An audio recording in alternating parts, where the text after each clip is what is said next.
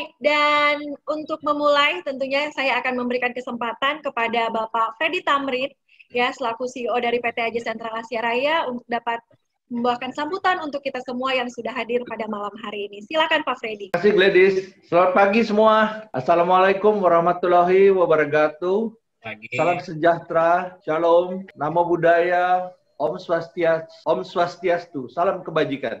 Di tengah kondisi pandemi COVID-19 ini, tentunya sektor yang cukup mengalami gangguan adalah perekonomian. Laporan pertumbuhan ekonomi triwulan 2 tahun 2020 telah keluar dan terjadi kontraksi sebesar minus 5,32%. Mungkin hal itu membuat kekhawatiran bagi kita, sebagian kita, atau mungkin keseluruhan dari kita khawatir mengenai kondisi perekonomian. Nah, kemudian muncul beberapa pertanyaan bagaimana strategi kita dalam terus memasarkan produk asuransi ini. Ya, bagaimana langkah antisipasi kita menghadapi perekonomian yang terpengaruh oleh COVID-19. Dan bagaimana pengelolaan produk kita, pengelolaan produk yang berkaitan dengan investasi ini. Apakah kita bisa memberikan keyakinan, keamanan untuk produk investasi kita ini, bahwa kita tetap mampu berjalan dengan baik, ya. Tidak seperti beberapa yang mungkin sudah tidak bisa bayar, karena kita mengelola dengan secara hati-hati. Nanti mungkin bisa dijelaskan oleh bapak-bapak yang memberikan presentasi, ya. Kita pasti, saya tetap selalu optimis, orangnya selalu saya berpikiran optimis bahwa COVID-19 ini akan berakhir dan kita akan kembali keadaan apakah itu new normal atau normal, ya. Terus kemudian bagaimana update daripada kondisi perekonomian kita pada saat ini. Tentu hal-hal ini akan dibahas oleh beberapa pembicara.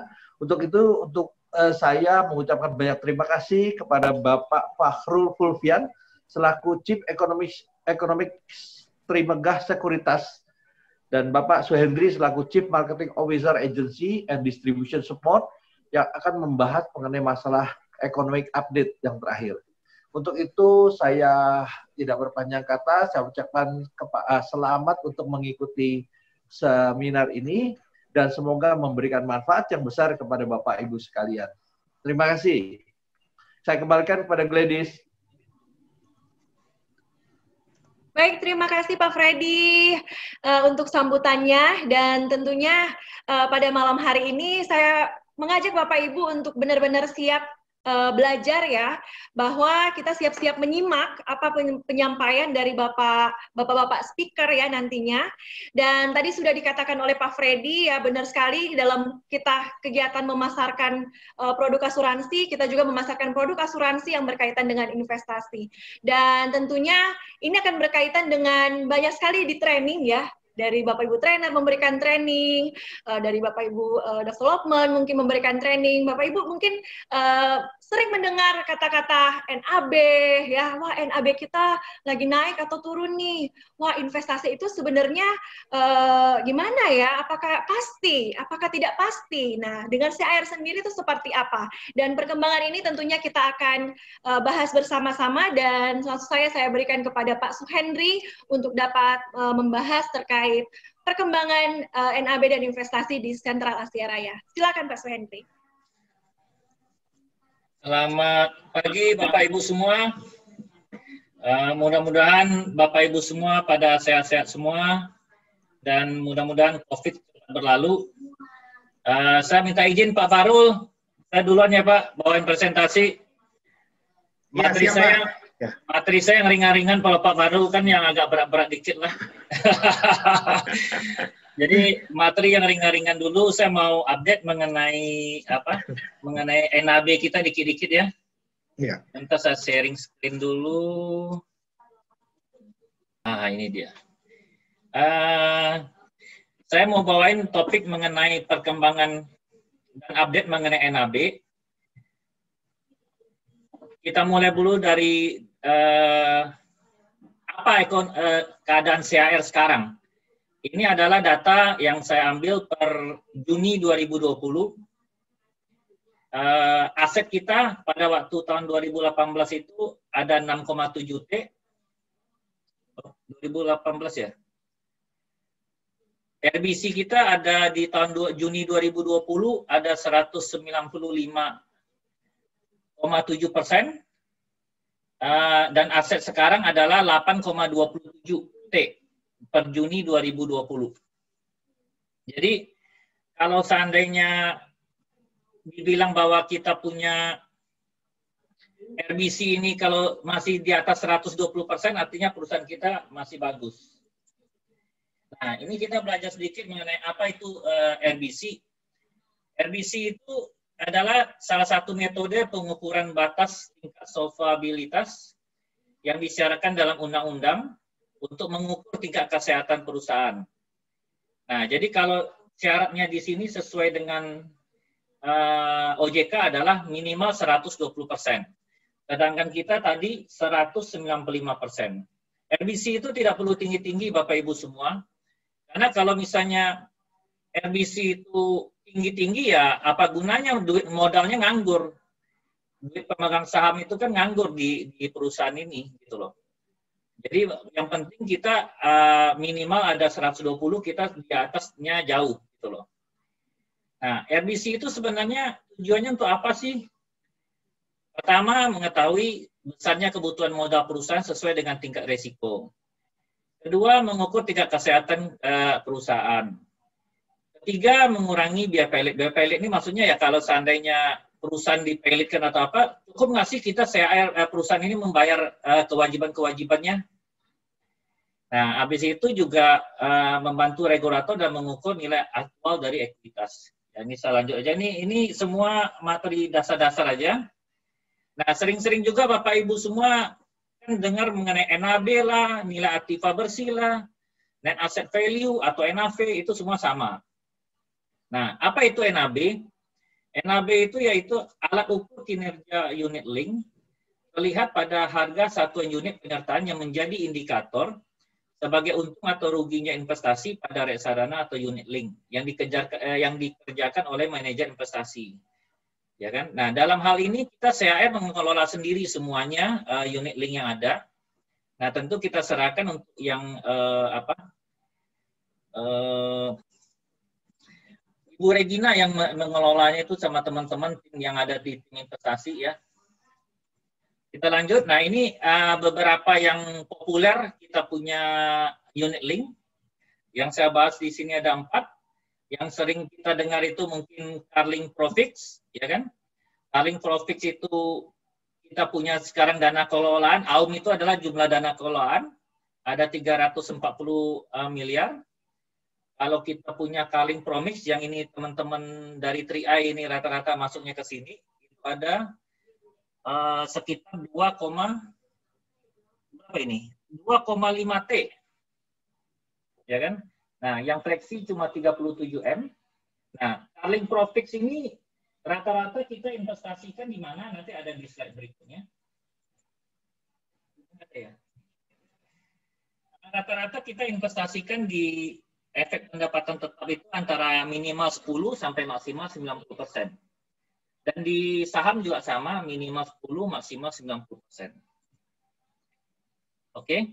Nah, ini adalah teman-teman Bapak Ibu semua biar tahu bahwa CAR itu ada di posisi mana sih sekarang ini dibandingkan dengan kompetitor. Saya sengaja membuatnya berdasarkan jenis fund, berdasarkan jenis yang Bapak Ibu pilih, misalnya mau masuk ke mana. Kita mulai dari pendapatan tetap. Pendapatan tetap ini berdasarkan data sebentar ya, saya tutup screen-nya. Berdasarkan data dari Carling Profix kita itu 1 bulan terakhir 0,79%. Bacanya ini Bapak Ibu bacanya di sini nih. Ini 0,79 yang kita kasih warna kuning. Nah, sedangkan kita punya investasi, bentar ya, saya kecilin dulu ini layar biar nggak ganggu. Oke. Nah, kita ada di di posisi di mana kalau seandainya disetahunkan perkembangan NAB kita ini. Ini data perkembangan terakhir per Juli 2020 Bapak Ibu. Jadi ini benar-benar data yang paling terbaru sampai di mana kinerja NAB kita. Per culling profits itu kalau disetahunkan masih di sekitar 7,84%. Nah ini kompetitor yang lain nih, yang kita bandingkan dengan perusahaan-perusahaan besar ini saya nggak sebut namanya, tinggal dibaca aja. Kita bandingkan, ini kita ngambil sumbernya dari Investor Daily tanggal 4 Agustus 2020. Kita lanjut ini mengenai NAB, saya lebih bahas mengenai campuran. Nah ini campuran yang culling profits yang Bapak Ibu sering kebanyakan masuk adalah di sini. Nah, kinerja kita ini memang kalau di setahun terakhir itu minus 1,23%. Tapi kalau dibandingkan dengan kompetitor, kita punya ini masih better kalau menurut saya. Kenapa masih better? Ya kan?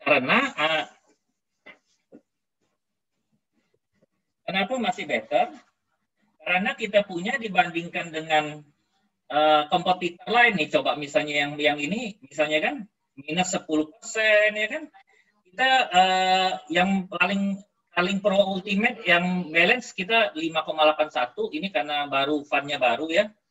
Kalau yang lain-lainnya kita dibandingkan dengan kompetitor kita better. Memang kita minus ini ya Bapak Ibu tahu sendiri, salah satunya karena gejolak yang ada di pasar saham karena COVID salah satunya, ya kan, update ekonomi, makanya NAB kita jadi turun, tapi minimal sedikit banyak kita dibandingkan kompetitor besar yang ada di sini, kita punya tetap lebih besar, gitu loh. Mengenai yang culling pro saham, kita minus 18%, nah yang lain-lain ya kita di rata-rata lah investasi kita ini. Nah, jadi menurut saya tentu dengan investasi yang masih cukup oke ya dibandingkan dengan kompetitor, tentu ini tidak terlepas dari kinerja dari manajer investasi yang ada di CAR. Dalam hal ini adalah Ibu Regina dan teman-teman. Tepuk tangan, terima kasih Bu Regina. Saya lanjut. Nah, ini kita bagi berdasarkan per bulan ya. Saya mulai yang proses karena dana kelolaannya nggak banyak, saya skip, ya kan. Culling profits. Nah, culling profits itu pada waktu di bulan Januari, kita pasti 341 miliar dana kelolaannya. Di bulan Juli, kita 340. Ada tuh penurunan sedikit, karena pasti dengan keadaan sekarang ini pasti pada redeem. Rata-rata ada yang redeem karena butuh uangnya, karena bisa aja karena itu sudah tidak bekerja lagi, atau misalnya ekonominya perusahaannya lagi kurang gitu loh. Gitu loh. Bapak Ibu jelas ini ngomongan saya? Oke, saya lanjut mengenai culling profits. Nah, ini yang Bapak Ibu semua tadi balik masuk ya. Kita punya dana kelolaan di bulan Januari itu sekitar 2,3 T. Di Juli kita jadi 2,5 T. Jadi sebenarnya kita juga meningkat dana kelolaannya. Mungkin ada sedikit penurunan ini awal COVID di bulan Maret ini. Ada penurunan sedikit karena di bulan Maret. Pasti juga karena gejolak COVID itu. Tapi sedikit banyak kita bisa recovery sehingga dana kelolaan kita naik lagi. Yang fleksi pun juga ada penurunan, ya kan? Itu pasti karena balik lagi karena COVID. Nah, ini tabel kinerja unit link kita. Kalau seandainya kita lihat dari tahun 2012, memang kalau dulu itu zamannya bunga lagi tinggi-tinggi, saham juga lagi bagus-bagus gitu loh. Nggak banyak gejolak. Kalau sekarang ini dunia saham lagi banyak gejolak, ya pasti mempengaruhi semuanya. Menurut saya bukan cuma di NAB-nya CAR, tapi juga pasti NAB dengan kompetitor. Sehingga pintar-pintar manajer investasi kita meracik komposisinya seperti apa.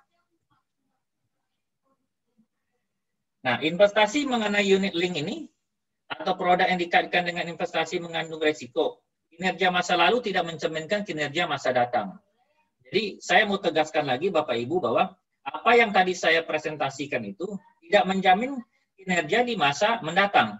Tapi minimal kita di CAR, manajer investasi kita, Pak Freddy juga, ya kan sebagai CEO, pasti bakal menjaga kinerja itu. Karena itulah tolak ukur kita. Apakah kita itu berhasil bagusnya mengelola dananya. Kalau misalnya kita kelola dana dengan bagus, artinya juga dana-dana yang dipercayakan kepada CAR, dana-dana nasabah itu akan aman. Ini adalah daftar penghargaan unit link kita. Unit link kita ini kita ambil cuma dari tahun 2016 saja, sampai tahun 2020.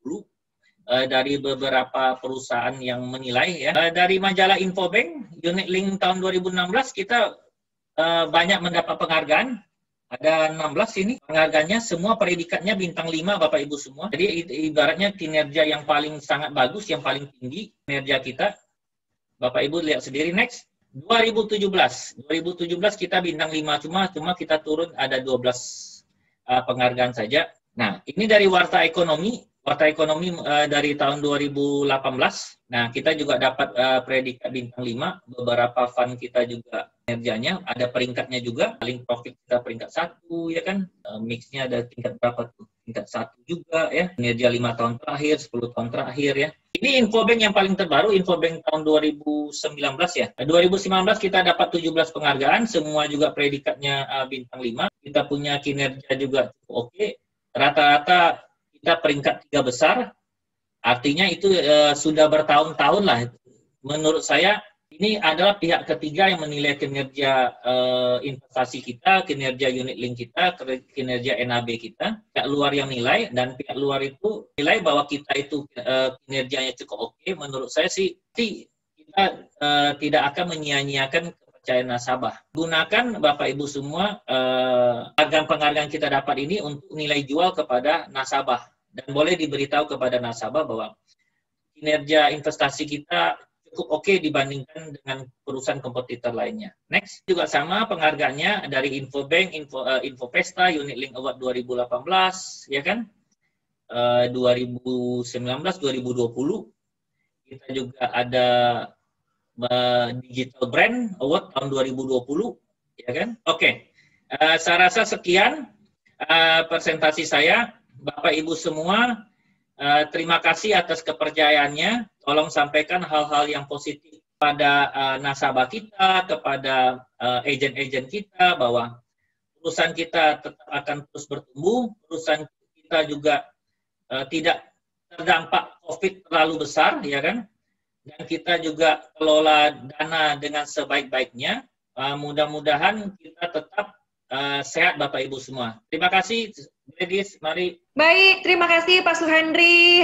Ya, dengan data yang sudah disajikan tadi tentunya membuktikan nih Bapak Ibu sekalian ya, bahwa kita pun sangat bisa bersaing dengan kompetitor, karena dibandingkan dengan kompetitor, ya, ternyata produk kita dan NAB kita itu bisa dibilang baik ya, apalagi dalam masa-masa pandemi saat ini, seperti itu. Dan juga CAR dari pengelolaan investasinya juga itu tidak mau sembrono seperti kata Pak Suhendri tadi, dan tentunya itu terbukti dengan penghargaan-penghargaan yang sudah kita dapatkan.